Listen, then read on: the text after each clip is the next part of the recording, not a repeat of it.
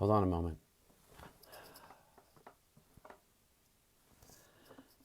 All right, I'm trying to go live using two separate cameras. I'm not sure what happened to my Chrome today, but Chrome is definitely not working. And hopefully you can hear me. I'm turning up my volume. All right, so, every single week there's some kind of crazy thing that happens.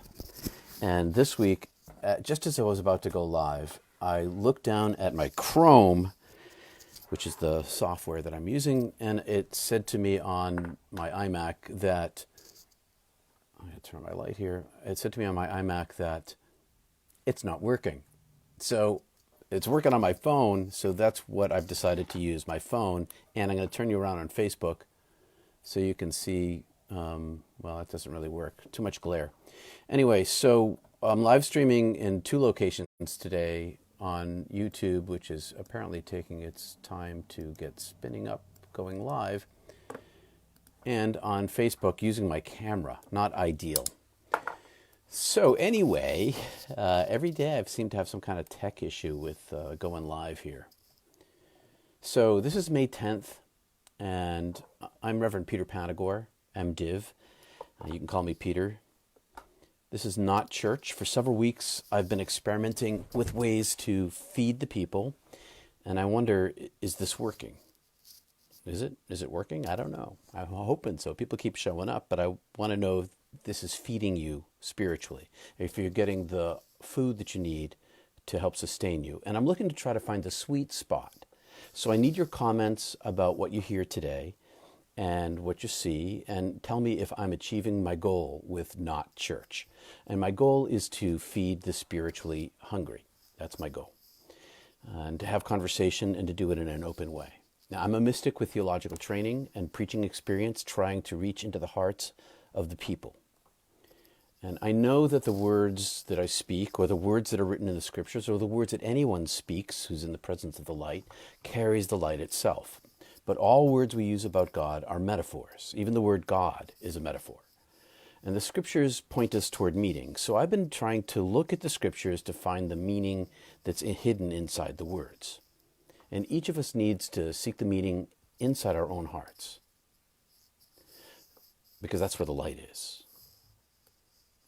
It's not the words, and it's not even the feeling of bliss that you might have in your heart when you're in the presence of the light, when the light's flowing through you. It's not just the feeling of bliss, even though that's the closest that we get here. Well, on average, there are higher feelings of bliss and the mystical experiences that you may have had when God touches you and uplifts you, or gives you an ecstasy or a rapture or an infilling, whatever you want to call it, because all words are mystical. All words about mysticism are metaphors.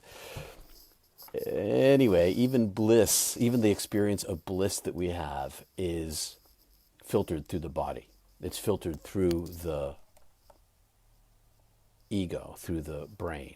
And yeah, I'm adjusting my camera here because I do have a little bit of, I have notes, and I'm going to move you off to the side here. Maybe I should pull this closed a little. Maybe that'll help the lighting a little bit. There we go. So today, get my chair ready. So today, we individually, every day, we seek the radiance itself. We seek the light. When I say we, I mean you and me. I don't mean like we, like the royal we. I mean like we're all in pursuit of the light. Those of us who are seeking it is what I mean. You pursue it, you try to find it, you try to live with it. And so we gather together in the radiance of the light itself. And every time we gather together in the radiance of the light, it multiplies itself, which is the reason why we gather. So today I'm looking at the lectionary reading, John, and I'm reading off the script over here. Well, it's not really a script. It's like a preparation. Let's call it a preparation. So my eyes are going to shift back and forth. This is from John, Gospel of John, chapter 14, 1 to 14, verses 1 to 14. And this is the New Mystical Version. You get your King James Version, you get your New Revised Standard Version, you get your Good News Version. Well, this is the Mystical Version. Basically, I'm rewriting the words for the meaning that I perceive to be therein. Dangerous work, heretics' work. It's a heretic's work. So, this is Jesus, the way to the Maker. Don't let your hearts be troubled, he says. So stop the troubled feelings in your heart. Put your trust in the light of love. Don't let your hearts be troubled, he says. This is troubled times that we're in, these pandemics and these conflicts that we're having in our nation about masking and not masking and the deep civil strife that we have that goes back centuries. These are definitely troubled times in the United States and all over the world. But Jesus says, don't let your hearts be troubled. Put your trust in the light of love. Put your trust in the light of love. The lasting thing, the eternal thing.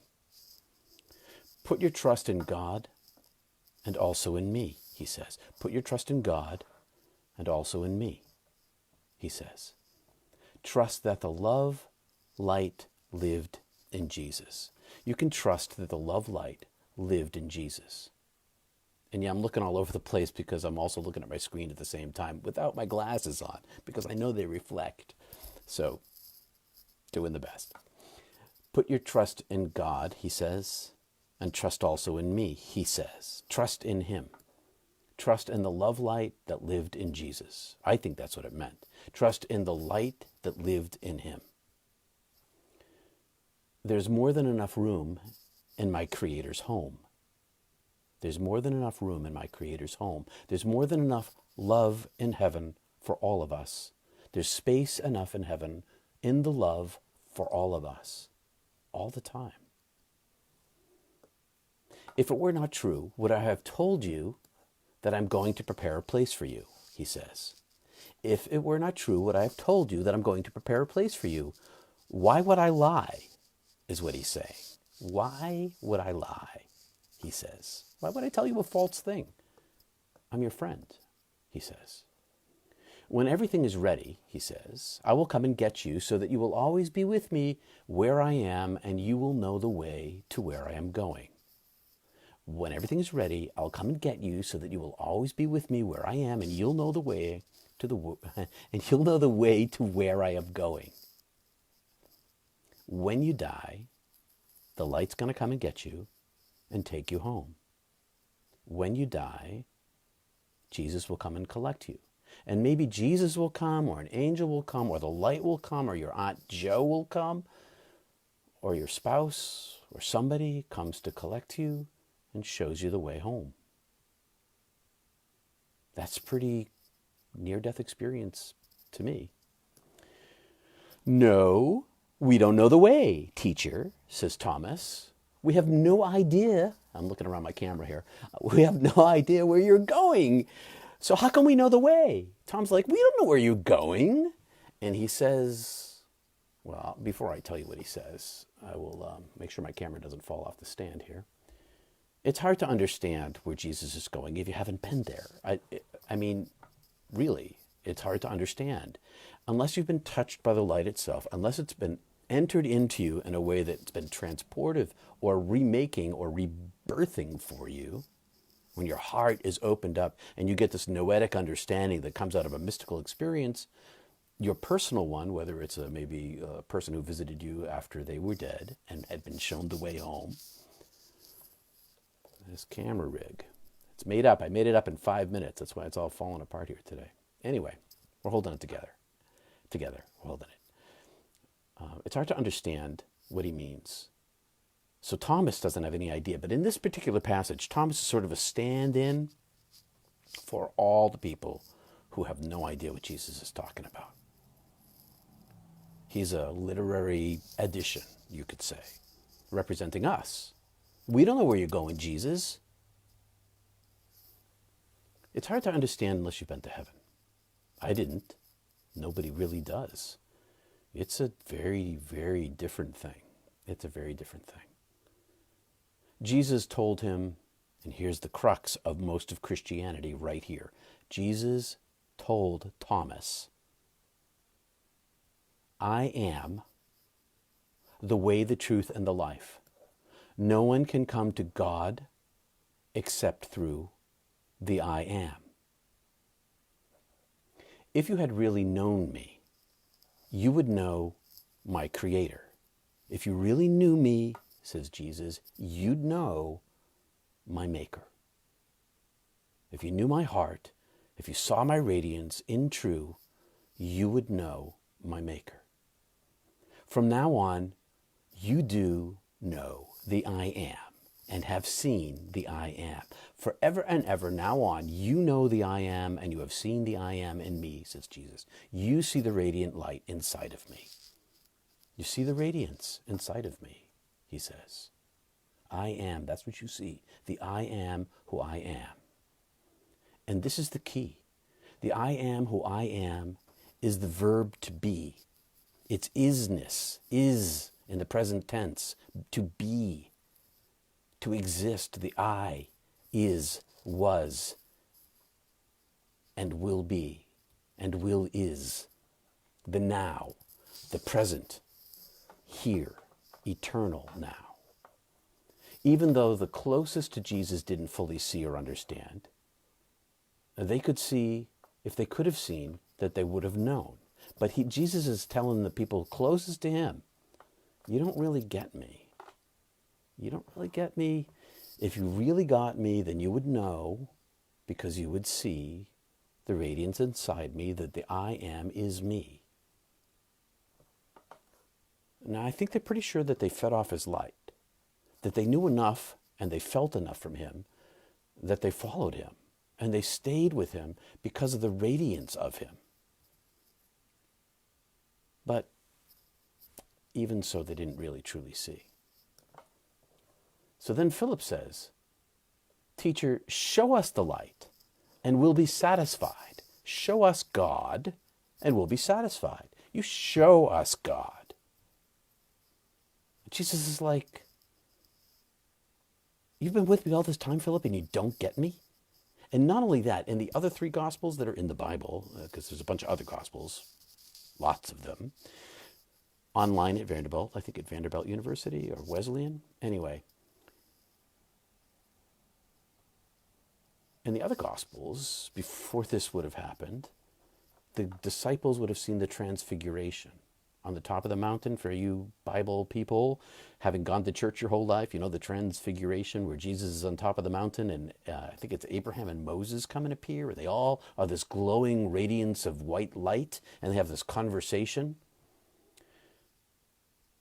That would have been a mystical experience, and they would have seen the light, and Thomas and Philip, they never would have asked the questions. So we got to think about the schools of thought that created the Gospels as we're thinking about them, as we're trying to figure out the mystical language that's within them. So in the Gospel of John, Thomas and Philip apparently didn't have a mystical experience. Apparently the Transfiguration, because it doesn't appear in the Gospel of John, wasn't an influence to the writer. So they're asking, show me the light. And Jesus says, have you been with me all this time, Philip, and you still don't know who I am?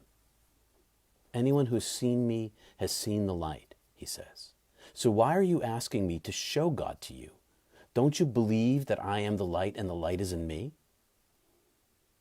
The words I speak are not my own, but my Maker who lives in me, who works through me. Just believe that I am the light and the light is in me. Jesus is like, man, all you have to do is believe. Believe that I am in the light and the light is in me. Haven't you seen it in me working? Haven't you seen the things I've done? He's declaring to the people that the light lived in him. And the writers of the Gospel of John, are declaring to the readers of the Gospel of John, or the hearers of the Gospel of John, the same thing, that the light lived in Jesus. Or at least because of the works that you've seen me do, he says. Believe at least because you saw the miracles. Now, this gets into a really interesting question in this passage, because we're going to talk about miracles in a minute. He's like, didn't you see me raise Lazarus and read the mind of the woman at the well? Didn't you see me do those things? If you can't see the light in me, at least believe because of the miracles that I performed, that you saw me do.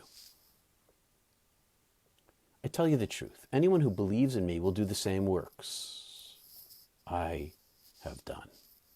We're getting into a little trouble here.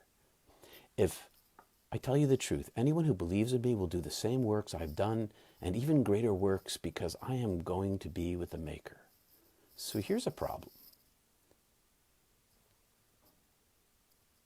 We're supposed to be able to do the miracles that Jesus did. And I'd like you to tell me how many people in the history of the world, name a few, if you can, who performed the same kind of miracles he did. Now, we have other record books like Brahmansa Yogananda. There's a sort of an appearance in that book, and other people have experiences of the dead appearing to them, and ascended masters, and Jesus appearing to them, and all these kinds of stories. But, okay, who's walked on water? Who's raised the dead? Who's healed the blind with words? Jesus is saying here in the Gospel of John that if you believe in me, you'll be able to do the same things I did, only more. Move that mountain. I think this is a fundamental mistake that we're making here, is that we think that we're going to raise the dead with our powers, or walk on water, or heal the blind. I think that this is like an influence of the writer. But I'm struggling with this passage. I'm struggling with this sentence in particular. This is the one that troubles me. This sentence troubles me, and it probably should trouble you too. Because, who's done all that stuff?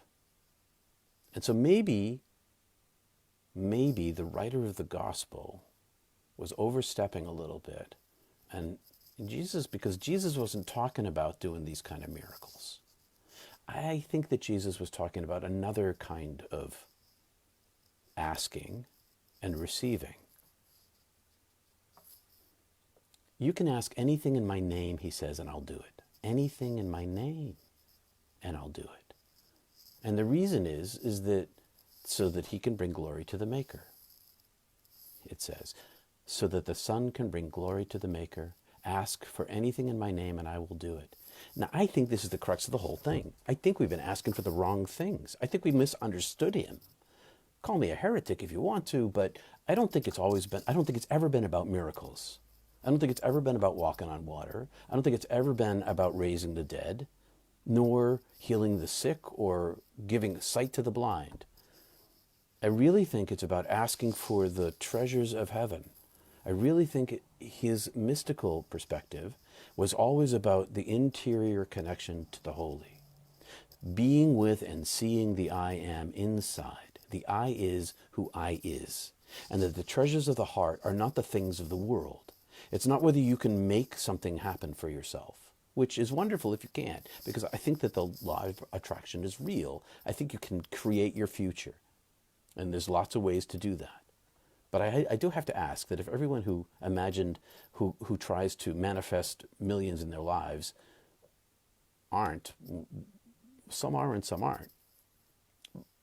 Well, I just wonder about that, I don't have any wonder about the spiritual gifts that are available to us if we ask for them. If we focus on the oneness of being, we focus on the one thing, the heaven, the Christ light, the Christ consciousness, call it what you want to. I'm going to call it that today. The Christ consciousness, the Christ light, the love light. Concentrate on that, the oneness of being, and your hearts will not be troubled. Because underneath all of this world, underneath all the troubles of the world, the anxiousness of the world, is this light that pervades all things. And you can feel it if you want to. You can find it in yourself if you want to. You can dig inside yourself and open yourself up to the treasure of the presence of the light itself and allow this to live in you and be open to the flow of it. And that's the miracle. Those are the things that you can do that's great or is greater than Jesus, which is to allow the light inside your life. And you do this, as the gospel tells us, first by believing in it. That's the first step. You have to believe that it's real, that he is light. You have to believe in the light itself in order for it to be visible to you. Now, God can make that happen without belief, believe me.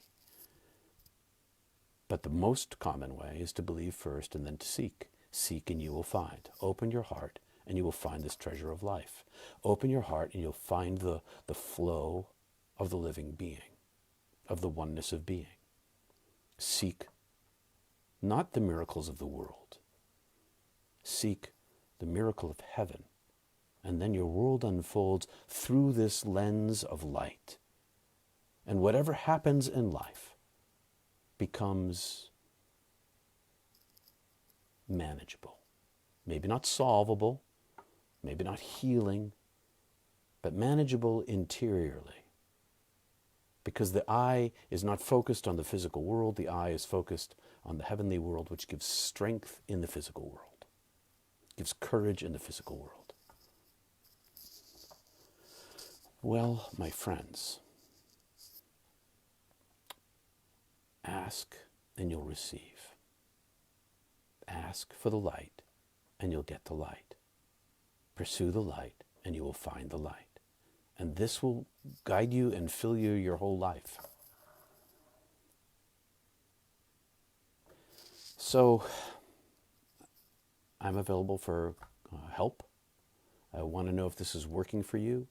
Let me know what you think about my little Not Church talks. Last week I had a very scripted talk. This week I've got a less scripted talk. A little more spontaneous, a little more loose. I'm also available for spiritual direction and spiritual counseling. I'm at peterpanagore.love.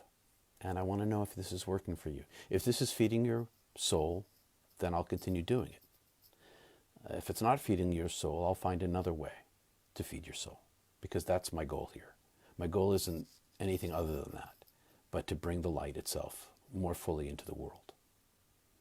So I invite you to the Mystic Tea, which is a global-sized conversation that follows this at in about a half an hour at 10:30 Eastern Time.